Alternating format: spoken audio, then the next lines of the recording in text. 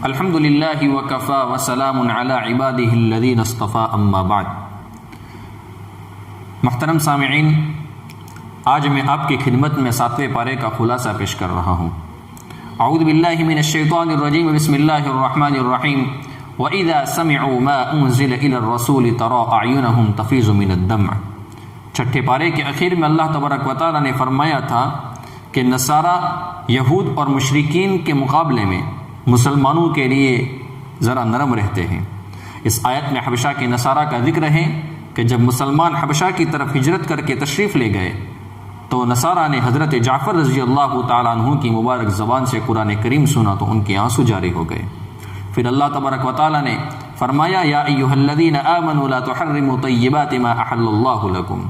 یہاں ایک اصول بیان کر دیا گیا کہ کوئی بھی چیز، چاہے اس کا تعلق کھانے سے ہو، پینے سے ہو یا پہننے سے ہو یا کوئی اور قسم ہو، حلال یا حرام قرار دینے کا اختیار یہ صرف اللہ تبارک و تعالیٰ کو ہے۔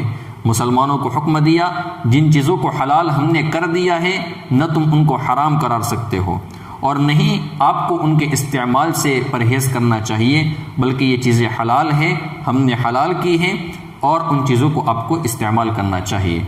پھر اللہ تبارک و تعالیٰ نے قسم کی 3 قسموں کو بیان کیا، یمین لغو، یمین غموس، یمین منعقدہ۔ میں مختصر بیان کر رہا ہوں۔ لا یؤاخذکم اللہ باللغو فی ایمانکم ولکن یؤاخذکم بما عقدتم الایمان۔ پھر اس کے کفارے کا ذکر کیا ہے۔ پھر اللہ تبارک و تعالیٰ نے یا ایھا الذین آمنوا انما الخمر والمیسر والانصاب والازلام رجس من عمل الشیطان۔ اس آیت کریمہ میں اللہ تبارک و تعالیٰ نے شراب کی حرمت کو بیان کیا، جوا کی حرمت کو بیان کیا، بتوں کی عبادت کی حرمت کو بیان کیا۔ اس کے علاوہ پہلے زمانے میں تیر وغیرہ بتوں کے نام پر رکھتے تھے، اس کی بھی حرمت کو اللہ تبارک و تعالیٰ نے بیان کیا ہے۔ اس کے متعلق اگر آپ دیکھنا چاہتے ہیں تو معرف القرآن کے اندر مفتی شفیع صاحب رحمۃ اللہ علیہ نے بھی اچھی باتیں لکھی ہیں۔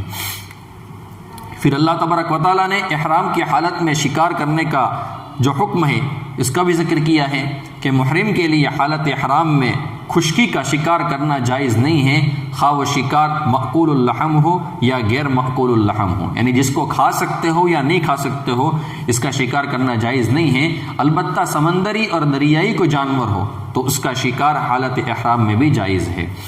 پھر اللہ تبارک و تعالیٰ نے فرمایا یا ایھا الذین آمنوا لا تسألوا عن اشیاء ان تبد لکم تسؤکم۔ بعض لوگوں کی عادت ہوتی ہے کہ وہ خواہ مخواہ سوال کرنے کا ان کو شوق ہوتا ہے۔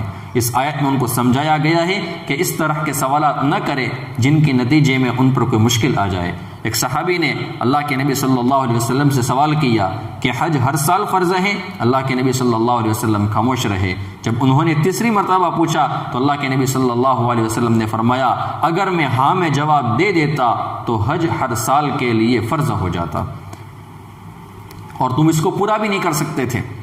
پھر اللہ تبارک و تعالیٰ نے فرمایا ما جعل اللہ من بحیرۃ ولا سائبۃ ولا وصیلۃ ولا حام۔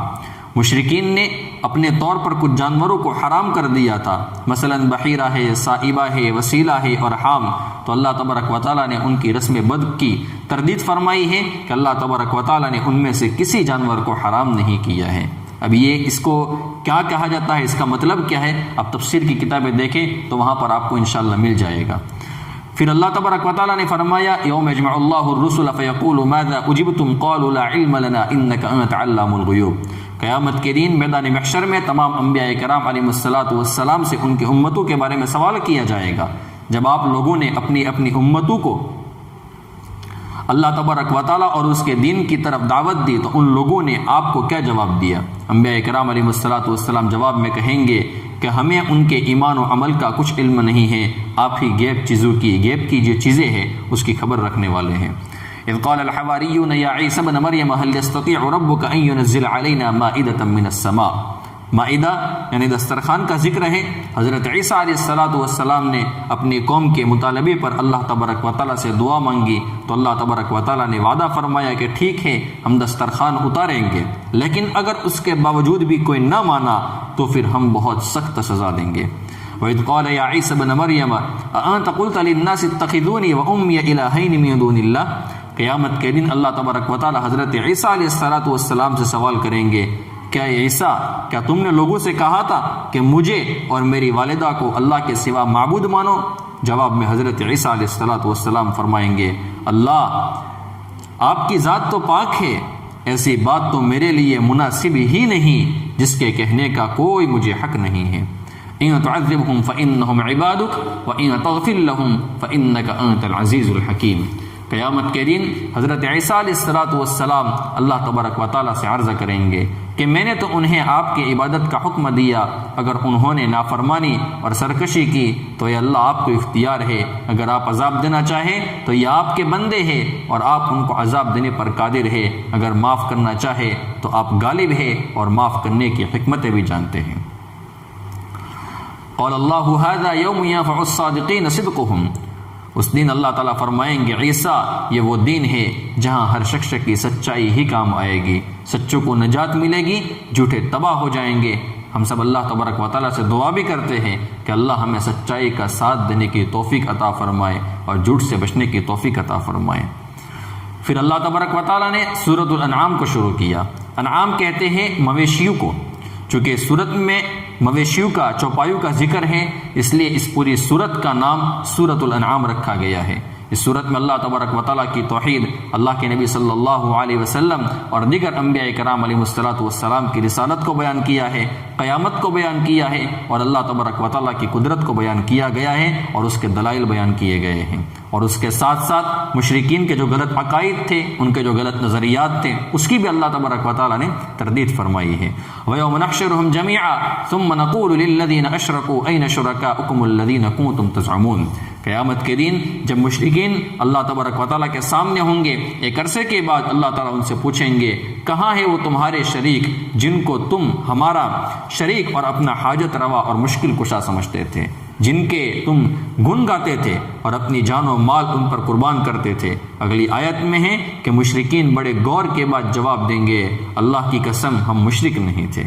اس وقت اللہ تبارک و تعالیٰ ان کے منہ کے اوپر مہر لگا دیں گے، ان کے ہاتھ پاؤں اور دیگر اعضاء ان کے خلاف گواہی دیں گے۔ قد خسر الذين كذبوا بلقاء الله حتى اذا جاءتهم الساعة بغتة قالوا يا حسرتنا على ما فرطنا فيها۔ تین بنیادی عقائد میں سے تیسرے عقیدہ آخرت کو بیان کیا کہ جس وقت مجرمین کو جہنم کے کنارے پر کھڑا کیا جائے گا، جہنم کی ہولناکی اور سختی کو دیکھ کر وہ اس وقت تمنا کریں گے کاش ہم پھر دنیا میں واپس ہو جاتے تو ہم احکامات کی تکذیب نہ کرتے، ان کو جھٹلاتے نہیں، مومن ہو کر لوٹتے۔ بالفرض اگر ان کو اس دنیا میں بھیج بھی دیا جائے تو وہ اپنی اس بات کو بھول جائیں گے اور وہی کریں گے جو انہوں نے پہلے کیا تھا۔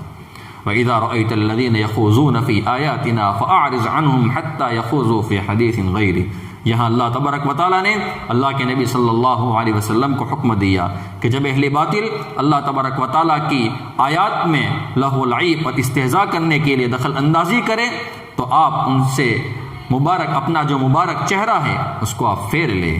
یہاں اگرچہ بظاہر خطاب آپ صلی اللہ علیہ وسلم کو ہے لیکن مراد عام امت ہے، یعنی امت بھی اس کے اندر شامل ہے۔ وَإِذْ قَالَ إِبْرَاهِيمُ لِأَبِيهِ آزَرَ أَتَتَّخِذُ أَصْنَامًا آلِهَةً إِنِّي أَرَاكَ وَقَوْمَكَ فِي ضَلَالٍ مُبِينٍ۔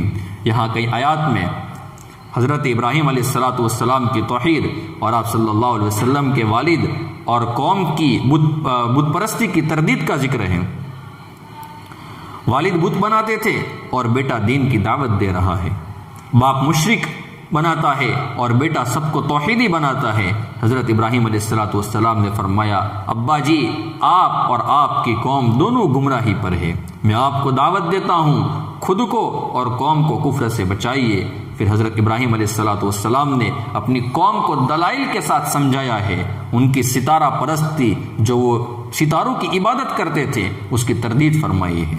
پھر اللہ تبارک و تعالیٰ نے 18 انبیاء کرام علیہ السلام کا ایک جگہ پر ذکر کیا ہے، وَتِلْكَ حُجَّتُنَا آتَيْنَاهَا إِبْرَاهِيمَ عَلَىٰ قَوْمِهِ نَرْفَعُ دَرَجَاتٍ مَّن نَّشَاءُ إِنَّ رَبَّكَ حَكِيمٌ عَلِيمٌ۔ اس قدر انبیاء کرام علیہ السلام کا ذکر اس صورت کے علاوہ کسی اور صورت میں شاید آپ کو نہیں مل سکتا ہے۔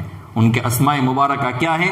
حضرت ابراہیم علیہ السلام، حضرت اسحاق، حضرت یعقوب، حضرت نوح، حضرت داود، حضرت سلیمان، حضرت ایوب، حضرت یوسف، حضرت موسیٰ، حضرت ہارون، حضرت زکریا، حضرت یحییٰ، حضرت عیسیٰ، حضرت الیاس، حضرت اسماعیل، حضرت یسع، حضرت یونس، حضرت لوط علیہ السلام۔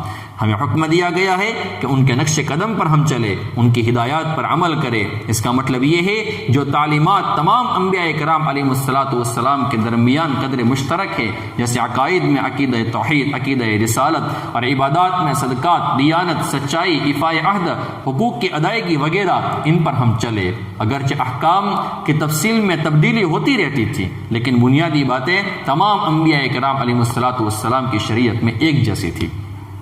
ان اللہ فارق الحب والنوى یخرج الحی من المیت ومخرج المیت من الحی ذالکم اللہ فانا تؤفکون۔ اللہ تعالیٰ نے ذات اور صفات کا دلائل کے ساتھ تعارف کروایا ہے۔ انسان خود سے اللہ تبارک و تعالیٰ کی ذات کو سمجھنا چاہے تو اس کے بس میں نہیں ہے۔ اللہ تبارک و تعالیٰ کی ذات و صفات کی معرفت دلائل اور نشانیوں سے حاصل ہوتی ہے۔ لا تدرکہ الابصار وہو یدرک الابصار وہو اللطیف الخبیر۔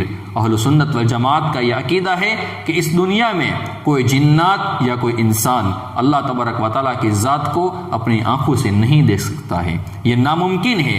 البتہ عالم آخرت میں اہل جنت کو اللہ تبارک و تعالیٰ کا دیدار نصیب ہوگا، وہ اپنی آنکھوں سے اللہ تبارک و تعالیٰ کی زیارت کریں گے۔ اور جو حدیث پاک میں ہے کہ معراج کی رات میں اللہ کے نبی صلی اللہ علیہ وسلم کو اللہ تبارک و تعالیٰ کا دیدار نصیب ہوا تھا، یہ قرآن کریم کی اس آیت کے خلاف نہیں ہے، کیونکہ آیت میں اس دنیا میں رؤیت کی نفی کی گئی ہے، یعنی اس دنیا کے اندر کوئی بندہ نہیں دیکھ سکتا ہے، جبکہ آپ صلی اللہ علیہ وسلم کو جس مقام پر دیدار ہوا تھا وہ عالم آخرت کہلاتا ہے، عالم دنیا نہیں ہے۔ یہ تو چند باتیں میں نے آپ کی خدمت میں 7ویں پارے کے حوالے سے آپ کی خدمت میں پیش کی ہیں۔